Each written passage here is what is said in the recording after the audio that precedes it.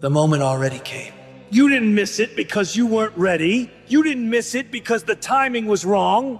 You didn't miss it because life got in the way, or the circumstances weren't right, or you needed just a little more time to prepare.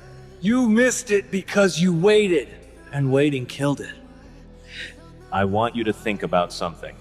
Think about the last time you felt it, that surge, that clarity, that specific feeling where everything inside you said now. Not someday, not soon, now. The feeling that arrived without warning and sat in your chest like a loaded thing and said, this is the moment, this is where it starts, this is the one. You know the feeling I'm talking about. You've felt it before. Maybe more than once. Maybe many times.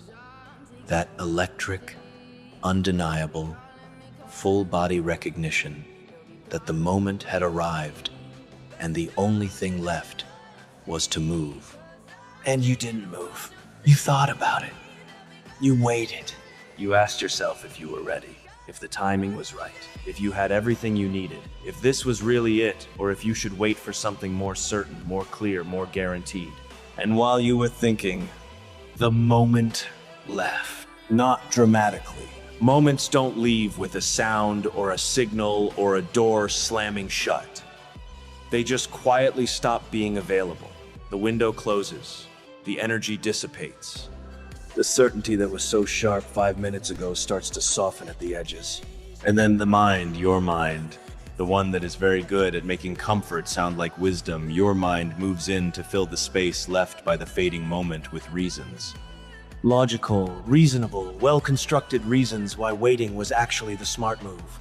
Why acting on that feeling would have been impulsive. Why the right moment is still coming and this one just wasn't quite it. And you believe it. Because it's easier to believe it than to face the truth. The truth is this.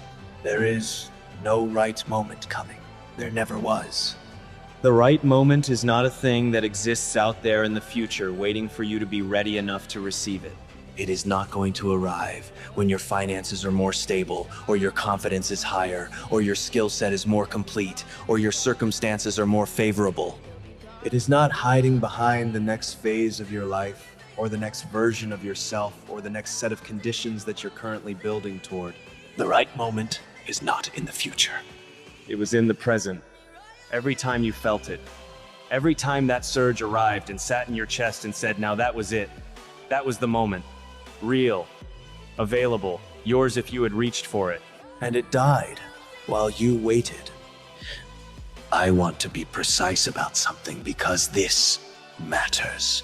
Because most people hear this and they think I'm talking about impulsiveness, about throwing caution away and acting without thought, about the reckless version of just do it that sounds good in a speech and falls apart in real life. That is not what I'm talking about. I am talking about the specific paralysis that disguises itself as patience, the specific waiting that wears the face of wisdom. The specific delay that has a new reason every single time and always sounds reasonable and always leads to the same place. Nowhere. There is a difference between strategic patience and fear dressed as patience. And most people who are stuck, most people who are behind where they know they should be, most people who have been about to start something for longer than they want to admit, most people are not practicing strategic patience. They are practicing fear. And fear is the most sophisticated liar you will ever encounter because it does not announce itself as fear, it announces itself as practicality, as responsibility, as maturity. As not being one of those people who acts without thinking and ends up worse off. Fear sounds like wisdom. That is its primary camouflage. And as long as you can't tell the difference between the two, fear will run your timeline indefinitely. Oh, let me tell you how to tell the difference. Wisdom says wait. When there is specific, actionable information that you need and can actually get, and getting it will meaningfully change the quality of your decision, and the cost of waiting to get it is lower than the cost of acting without it. Fear says wait when there is no specific information you're waiting for, when the waiting has no endpoint, when the conditions for acting keep shifting just beyond reach every time you get close to meeting them.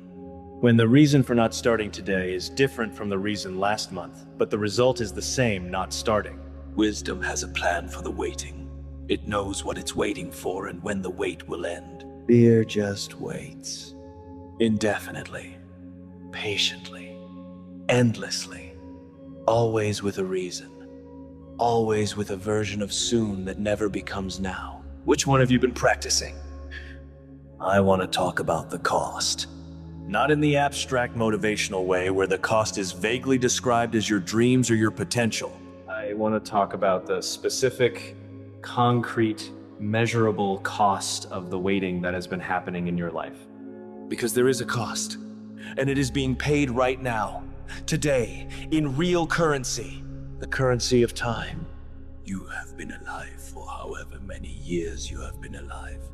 And in those years, in the years between the first time you felt the moment and now, time has been moving continuously, without pause, without mercy, without any interest in whether you were ready or not. And every year that time moved while you waited is a year of compound growth that did not happen. The skill that would be at a professional level by now, if you had started when you first felt the pull, it is not at a professional level. It is wherever it was when you decided to wait, plus whatever marginal development happened in the spaces between the waiting. The business that would have market presence by now, it does not have market presence. It is still a concept, or a plan, or a document on your laptop that you return to occasionally and update and feel good about updating and then close and put away again. The body that would be a reflection of years of consistent training, it is not that. It is the body of someone who has started and stopped and started and stopped and is currently in one of the stopping phases. The relationship that would be deep and real and built on years of honest investment, it is surface level. Because depth requires time and honesty and the willingness to show up fully. And you have been waiting to show up fully until you feel ready to show up fully. Which means you have not been showing up fully. This is the cost. Paid in missed compound growth. In skills not developed. In things not built. In relationships not deepened. In the slow, quiet, invisible accumulation of what was not done in all the time you were waiting for the right moment to do it. Ooh, and here is the part that is hardest to sit with. The waiting was not free. Most people believe on some level, without examining it, that waiting is neutral, that the time spent waiting is preserved somehow, that when they finally do start, they will start from the same place they would have started from if they had started earlier, that the only difference is the starting date. This is wrong. The waiting is not neutral. The waiting has a cost that goes beyond the missed compound growth. The waiting actively works against you in ways that accumulate just like growth compounds in reverse. Every year you wait to start the thing becomes harder to start. Not because the task gets more difficult, because you get more invested in the waiting. Because the longer you have not started something, the more psychologically significant the starting becomes. Because what was once a relatively low stakes beginning, just starting a thing, seeing what happens, learning as you go, becomes weighted with years of buildup, years of almost... Years of it matters so much that I'm afraid to risk finding out I can't do it. The thing you've been waiting to start for 6 months is harder to start than the thing you've been waiting to start for 2 weeks. The thing you've been waiting to start for 3 years is almost impossible to start. Not because of the task, because of what 3 years of not starting it has built around it in your mind. The waiting builds walls around the thing. And then you look at the walls and say, I'm not ready yet. And the walls get higher. Let me talk about the men, and I'm going to speak directly now, plainly, without softening it. Let me talk about the men who wait their whole lives for the right moment and never find it. Because they exist. In large numbers. In every community, every family, every social circle. The ones who are always about to... The ones who have the plan, the idea, the potential, the intention, and who spend decades in the space between intention and execution, always moving toward the starting line and never crossing it. These men are not weak in the traditional sense. They are not lazy in the way that word is usually used. Many of them are hardworking, intelligent, capable, thoughtful. They think deeply about what they want to do. They prepare carefully. They have considered the options more thoroughly than most people who actually act. But they do not act. And the reason they do not act is not stupidity and not laziness. It is a specific, deep, structural terror of the moment when possibility becomes reality. Because possibility is safe. Possibility is perfect. Possibility lives in a space where it has never been tested, never been measured, never been exposed to the judgment of actual results. The business you haven't started yet might be extraordinary. The skill you haven't developed yet might be elite. The version of yourself you haven't become yet might be everything you believe it could be. As long as you don't start, the possibility stays intact. The moment you start, you find out. And finding out is terrifying. Because finding out means the possibility becomes actual. And actual things have results. And results can be disappointing.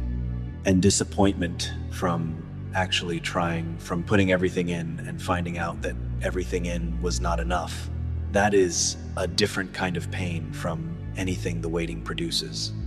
The waiting is painful, but it is a dull pain, a background pain, a pain you have learned to live with because it is familiar and because it carries with it the anesthetic of possibility.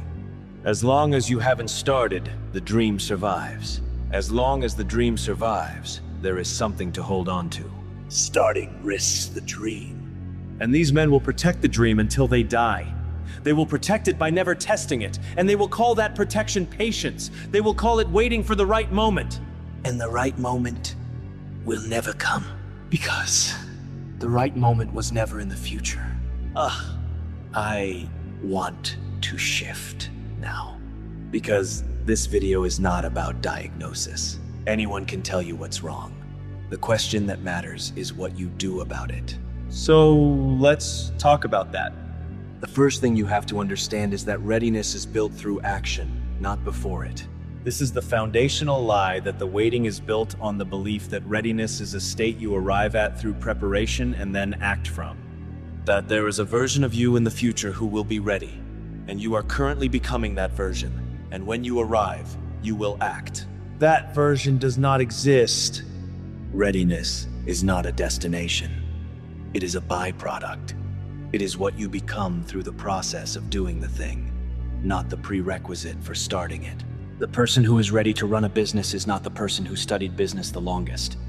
It is the person who started a business, made mistakes, learned from contact with reality, and built readiness through iteration and failure and adjustment.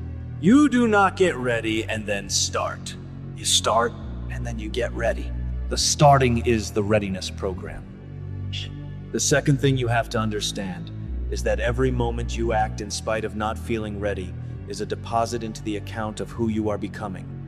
This is how identity is actually built. Not through affirmation, not through visualization, not through planning or intention or the internal experience of deciding to be different. Through action taken without the guarantee of readiness. Every time you move when you don't feel ready, every time you do the thing in the presence of uncertainty, in the presence of fear, in the presence of the voice that says, wait, not yet, a little longer, you provide your nervous system with new evidence about who you are.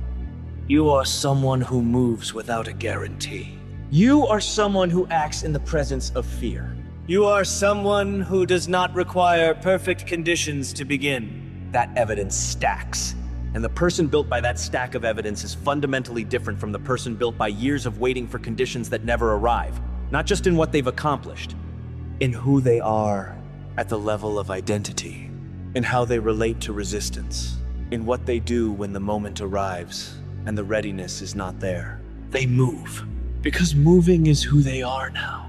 Not because they stopped being afraid, because they built a self that acts in the presence of fear. And that self is available to you right now, starting from the next decision you make. Oh, the third thing. And this is the one that most people resist the most because it is the most uncomfortable. The right moment is not coming, but a moment is here, right now, and it is the only one that is actually available to you. Not the perfect one, not the guaranteed one. Not the one where everything is aligned and the fear is manageable and the conditions are favorable and the path is clear. This one, imperfect, uncertain, scary in the specific way that real beginnings are always scary, carrying none of the guarantees you've been waiting for, and all of the possibility that has been sitting untouched in the years of the waiting. This moment, right now, what would you do if you treated this moment as the one? Not someday's moment, not the future version of you's moment, yours, now. What would the next 24 hours look like if you decided completely, without reserving the option to change your mind later, that the waiting is over and the acting has started? I want you to feel that, not just think it. Feel the specific texture of what that decision would do to today, to tomorrow, to the week that follows. Because that feeling, that aliveness, that urgency, that sense of the present moment becoming suddenly real and significant, that is what has been missing. That is what the waiting has been costing you. Not just the productivity of the missed time. The feeling of your own life being actual, being real, being something you are in rather than something you are perpetually preparing to enter. Let me talk about discipline, because this is where the shift from waiting to acting gets built into something that lasts. Acting once in a moment of inspiration is not the change. Acting once is the beginning of evidence. What builds the change is acting again and again and again in the absence of inspiration, in the presence of resistance, on the days when nothing inside you wants to and everything outside you has an easier option available. That repetition is discipline. And discipline is not a personality trait you either have or don't have. It is a skill. It is built the same way every skill is built, through repeated practice under conditions that require it. And the first practice is always the hardest, and the second is slightly less hard. And by the 100th repetition, you are a different person than the person who had to force themselves through the first one. But you have to get through the first one. And the first one is today. Not when you finish this video, not when you make the plan, not when you tell someone about it and get the accountability established. Today, now, the smallest possible version of the first act. The thing that begins the evidence. The decision that the waiting version of you would postpone and the acting version of you does without negotiating. Do that thing. Oh, I want to say something to the person who has been waiting for a very long time. The one for whom this is not a new conversation. The one who has known for years that the waiting was happening and has had moments of clarity about it and has made the decision to stop waiting more than once and has found themselves waiting again. You are not broken. The pattern of returning to waiting is not evidence that you are incapable of changing it. It is evidence that the identity underneath the behavior has not yet shifted. And identity shifts slowly, through accumulation, not through single decisions, however powerful they feel in the moment. The person who keeps returning to waiting has not yet provided their nervous system with enough evidence of being someone who acts. The individual acts have happened. The sustained pattern has not yet been established. And the sustained pattern is what changes the identity. So this time, not as a motivation speech, as a structural reality, this time the goal is not to make the dramatic decision and act once and feel the change. The goal is to act today, and then act tomorrow, and then act the day after. Not perfectly, not without difficulty, not without the pull of the old waiting pattern making itself felt, but consistently enough, over a long enough period, that the nervous system updates its model. You are no longer someone who waits, you are someone who acts. That update does not happen overnight, but it starts now. And every day of consistent action after now is another day of evidence, another brick in the foundation of a different identity. Build the foundation, one day at a time, starting today. Let me close with what I believe is the most important truth in everything we've covered. The men who change their lives, the ones you look at and feel the specific sting of seeing someone who has built something real, they were not given a better moment than the one you have right now. They were not more ready. They were not more certain. They did not have access to a right moment that was cleaner and clearer and more guaranteed than the one you have access to right now. They just decided that the moment they were in was the one. Not because it was perfect, because it was present, because it was real. Because it was the only one actually available, and they were done waiting for a version that was never going to arrive. They chose the imperfect, uncertain, frightening, real moment over the perfect, guaranteed, comfortable, fictional one. And everything they built, everything you look at and feel the sting of, was built from that choice. From the decision that now was enough, that ready was a lie. That the moment was already here, and had been here and would only be here for as long as they were willing to reach for it.